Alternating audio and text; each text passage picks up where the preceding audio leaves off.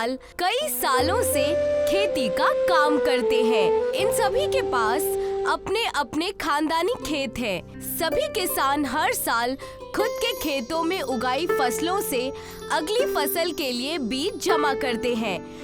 पर इस बार एक कंपनी इस गांव में आती है जो कि किसानों के लिए कई सारी नई योजनाएं लेकर आती है। सुनो भाइयों, मैंने सुना है कि एक कंपनी आई है जो कि सभी किसानों को आधुनिक बीज और खादें दे रही है।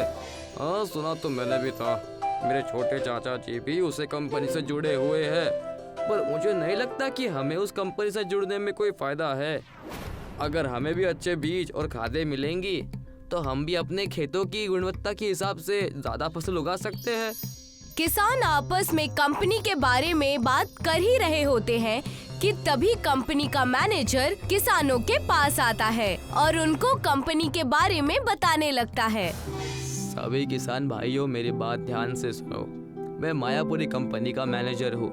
हमारी कंपनी सभी किसानों को बेहद कम कीमत में नए बीज और खादें दे रही है। इसके साथ ही अब से किसी किसान को अपनी फसल उगाने के लिए बाजार में भटकना नहीं होगा। हमारी कंपनी सीधे किसान से ही फसल खरीदेगी। अरे वाह, ये तो सच में बहुत अच्छी योजना है। इससे तो सभी किसानों का फायदा ही होगा।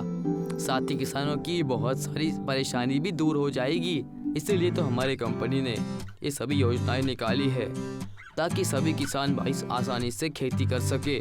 सभी किसानों पर मैनेजर की बात का बहुत ज्यादा असर होता है और वो सभी जल्द ही मायापुरी कंपनी से जुड़ने का ख्याल करते हैं। सभी किसान अगले दिन ही अपने खेतों के पेपर्स लेकर कंपनी के पास जाते हैं और कंपनी सभी किसानों के साथ एक एग्रीमेंट साइन करती है। मुबारक हो भाइयों, आज के बाद आप सभी हमारे कंपनी का हिस्सा हो। आज के बाद आपकी जो भी परेशानियां होगी वो सब हम लोग आपस में मिलजुल कर दूर करेंगे। हाँ, क्यों नहीं। आखिर अब हम एक ही परिवार के हिस्सा जो है। हमें कभी भी कोई जरूरत होगी तो हम आपके पास आ जाएंगे। अब से सभी किसान हर फसल के बीज मायापुरी कंपनी से ही लेने लगे। इसके साथ ही फसल के हिसाब से अलग अलग तरह की खाद भी कंपनी ही देने लगी। जब फसल पककर तैयार हो जाती तो कंपनी का एक आदमी हर किसान के साथ उसके खेत पर जाता और उसकी फसल का हिसाब करके उसको पैसे देता। देखो साहब, इस बार तो मेरी फसल बहुत अच्छी हुई है। ये सब तो हमारी मायापुरी बीजों और खाद का कमाल है। बाकी आपकी भी मेहनत कम नहीं थी। जो भी कहो साहब, फसल अच्छी होगी। हम गरीब किसानों के लिए इससे अच्छी बात क्या हो सकती है। अच्छा, अब मैं चलता हूँ। और हाँ, ये सारी फसल अभी के अभी कंपनी के गोदाम में पहुँचा दो। ठीक है साहब, मैं सारी फसल अभी तुरंत पहुँचा दूंगा। देवू और बाकी किसान मैनेजर से पैसे लेते हैं और अपनी सारी फसल कंपनी के गोदाम में जमा करवा देते हैं। इसी तरह से अब सभी किसान कंपनी के लिए काम करने लगते हैं।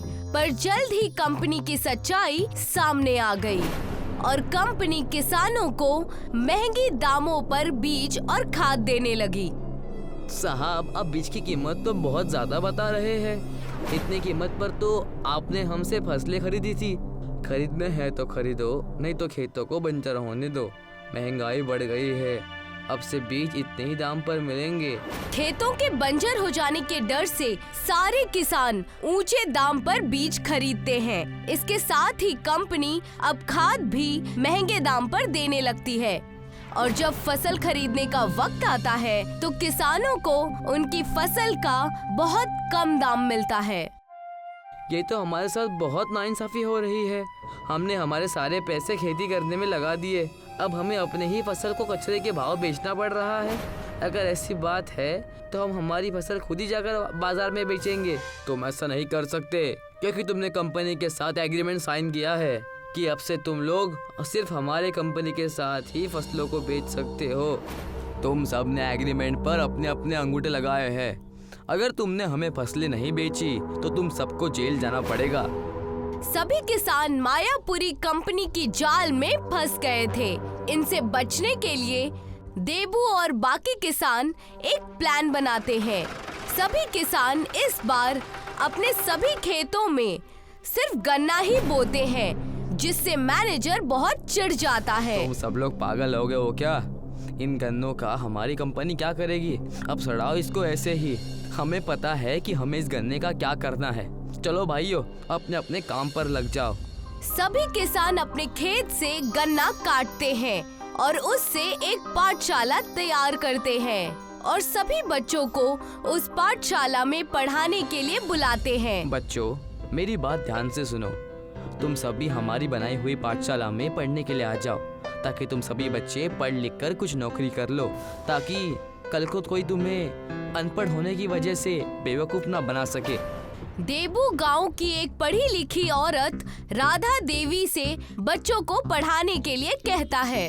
देखो बहन, हम सब किसानों ने तो अपनी जिंदगी यूं ही खेती करने में बिता दी, पर हम नहीं चाहते कि हमारे बच्चे भी हमारी तरह अनपढ़ हो और लोग उनके अनपढ़ होने का गलत फायदा उठाए। इसीलिए हमने गन्ने की पाठशाला बनाई है, ताकि बच्चे उसमें पढ़ सके।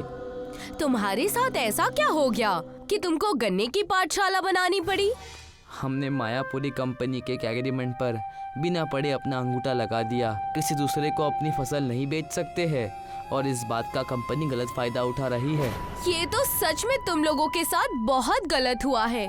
अगर तुम लोगों को थोड़ा भी पढ़ना लिखना आता तो शायद आज तुम इस मुसीबत में नहीं पड़ते। यही तो हमारी बदकिस्मती है बहन, पर मैं नहीं चाहता कि दोबारा किसी के साथ हो, इसीलिए मुझे आपकी मदद की जरूरत है।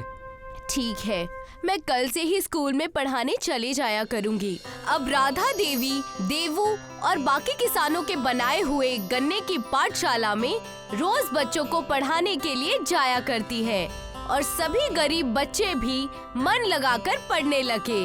देखते ही देखते सभी बच्चे पढ़ लिख कर काबिल बन गए। कोई टीचर बना, कोई डॉक्टर बना, तो कोई वकील। नमस्ते काका, कैसे हैं आप? नमस्ते बेटा, तुम कौन हो? मैंने तुम्हें पहचाना नहीं। मेरा नाम विद्या है, मैं एक वकील हूँ। अरे वाह, शाबाश बेटा। बताओ, ये बूढ़ा तुम्हारी क्या मदद कर सकता है? काका, मैंने आपकी बनाई हुई गन्ने की स्कूल से तालीम हासिल की और उसी स्कूल की वजह से मैं आज वकील बन पाई हूँ। ये सब तो हम किसान भाइयों के लिए बेहद गर्व की बात है बेटा, कि हमारे बच्चे आज इतने आगे निकल गए हैं। मैं आज यहाँ आपकी मदद करने के लिए आई हूँ। कैसी मदद बेटा? मैं कुछ समझा नहीं। मुझे पता चला है कि मायापुरी कंपनी ने आप सभी किसानों के साथ धोखा किया है। उस कंपनी के मैनेजर ने आप लोगों के अनपढ़ होने का गलत फायदा उठाया है और वो लोग आप सभी किसानों पर अत्याचार कर रहे हाँ हैं। बेटा, हमारे साथ गलत तो हो रहा है, पर अब हम कर भी क्या सकते हैं? अब मैं आपकी मदद करूंगी काका। मैं कोर्ट में आपका केस डालूंगी और कंपनी से आपका एग्रीमेंट खत्म करवा दूंगी। बस आप कोर्ट में सब सच सच बता दीजिएगा कि आपके साथ कंपनी ने कैसे धोखा किया है। ठीक है बेटा, मैं जज साहब को सारी बात सच सच बता दूंगा। अब विद्या सभी किसानों का केस कोर्ट में लेकर जाती है और जज साहब को सारी बात बताती है। सभी किसान अपना अपना बयान देते हैं। जज साहब सारा मसला समझ जाते हैं और कंपनी के मैनेजर को हुक्म देते हैं कि वो सभी किसानों को एग्रीमेंट से फ्री कर दे।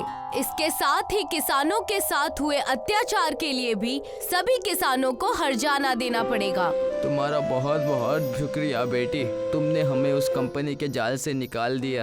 अब सभी किसान अपने अपने खेतों और अपनी फसल के मालिक खुद थे और साथ ही साथ सभी गरीब बच्चे गन्ने की पाठशाला में पढ़कर अपने अच्छे मुस्तकबिल की तैयारी करने लगते हैं।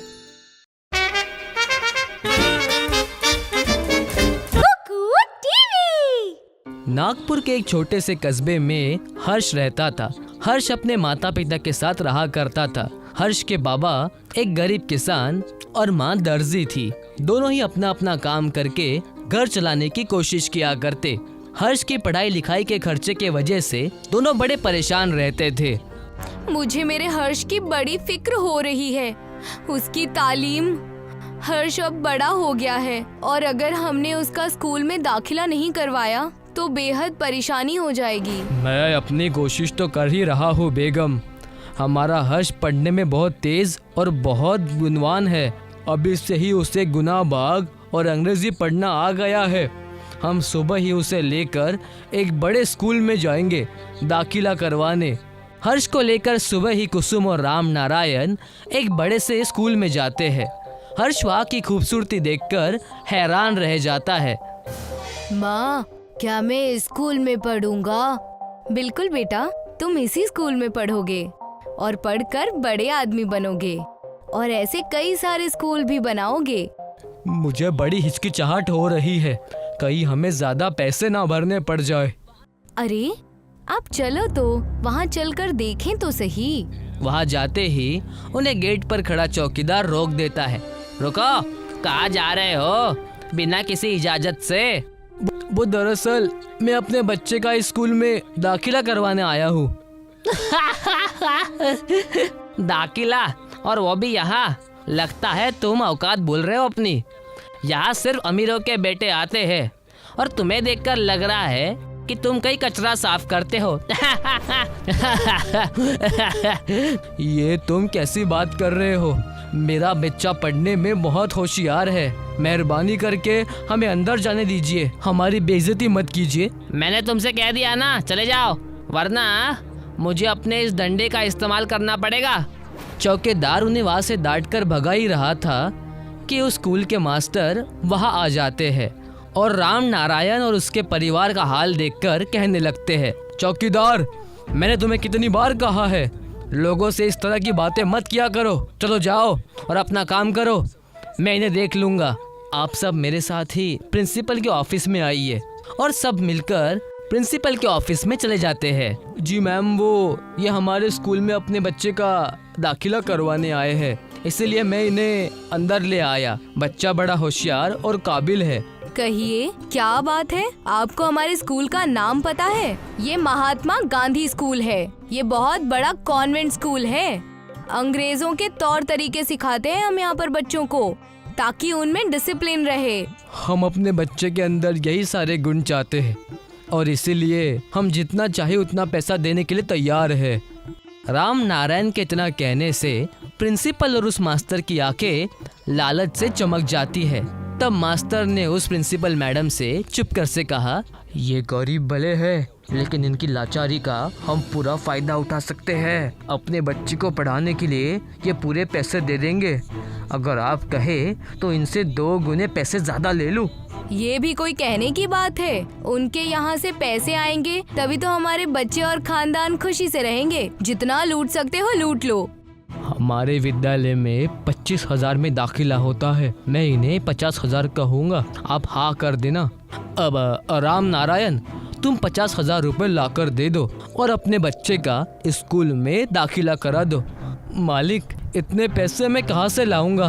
क्या मुझे थोड़ा सा वक्त मिल सकता है क्या? देखो, अगर अपने बच्चे के भविष्य की सुरक्षा चाहते हो तो दाखिला लो, वरना हमारा वक्त बर्बाद मत करो।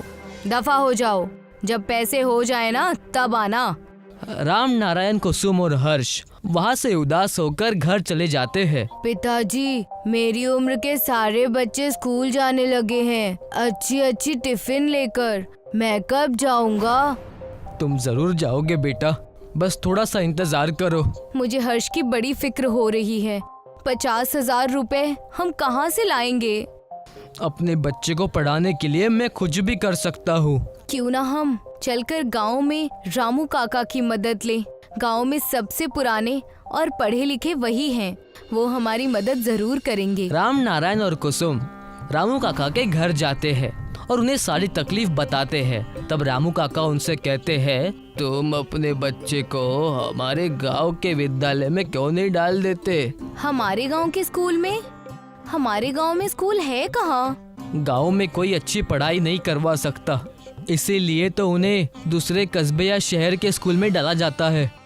तुम दोनों मेरे साथ आओ, मैं तुम्हें अपने कस्बे में ही कुछ दिखाता हूँ। रामू काका उन्हें जंगल के रास्ते से एक गुफा की तरफ ले जाते हैं और कहते हैं, इस गुफा में जाओ, तुम्हें सब पता चल जाएगा। जैसे ही राम नारायण और कुसुम उस गुफा में जाते हैं, किसी और दुनिया में ही पहुंच जाते हैं और उनके सामने एक बड़ी सी पाठशाला नजर आती है जो पूरी सोने की होती है। उस स्कूल में सोने की घंटी होती है, सोने का ब्लैक बोर्ड, सोने का बेंच जिस पर सारे बच्चे पढ़ाई कर रहे होते हैं। ये सारी चीजें देखकर कुसुम और राम नारायण हैरान हो जाते हैं और रामू काका से पूछते हैं, ये सब कैसे हो सकता है? हमारे कस्बे में सोने की विद्यालय कैसे हो सकती है और ये गुप्त क्यों है? तब जाकर रामू काका उन्हें सब बताते हैं। अंग्रेजों के डर के वजह से ये स्कूल हमारे पूर्वजों ने यहाँ बनाया था ताकि हमारे संस्कार और विचार ना बदले। मेरे पिताजी इस विद्यालय के शिक्षक थे। एक दिन उन्हें अंग्रेजों ने पकड़ लिया। तुम दो खबरी के लोग हमारे जैसे स्कूल खोल रहे हो, तुम्हें तो मैं छोड़ूंगा नहीं। लेकिन हमने पूरे नागपुर कस्बे में जितना सोना है तुम हमें ला कर दो। निकलना चाहते हो? यह मैं हरगिज नहीं होने दूंगा।